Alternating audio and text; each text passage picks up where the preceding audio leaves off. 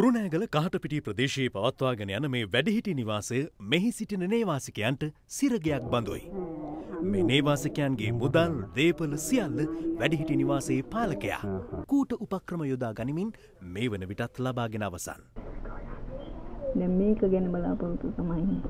මහලුවිය විවේක සුවයෙන් ගත කිරීමට මෙම වැඩිහිටි නිවස තෝරාගත් මෙනුවන්ගොඩ ප්‍රදේශයේ කාන්තාවක් තමන් මුහුණ දුන් අත්දැකීම අප සමග බෙදාගත්තේ මෙහෙමයි.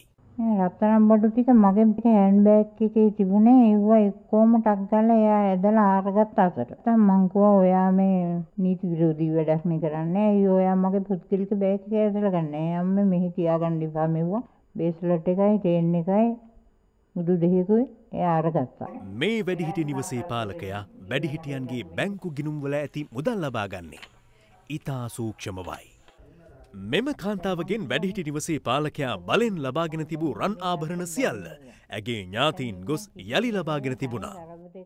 ඇය එලෙස මෙයින් ගැලවුණත් කාත් කවුරුවත් නොමැතිව මෙහි රැඳී සිටිනා වැඩිහිටියන්ට පාලකයා සමග සටන් කර ඔවුන්ගෙන් ලබාගත් මුදල් දේපල යළි ලබා ගැනීමට හැකියාවක් නැහැ.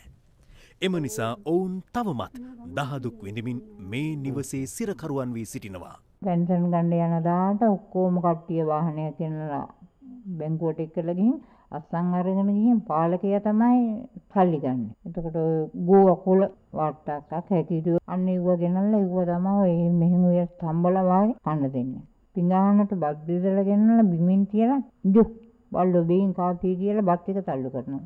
මේ මෙහි සිදුවන දහසකුත් එකක් නොපනත්කම් වලින් කිහිපයක් පමණයි. ජීවිතය ඉල්ලමින් තැවෙන මේ අසරණයින් තවමත් සිටින්නේ මේ කූට ජාවාරම් කරුගේ නිවාස අඩස්සියෙයි.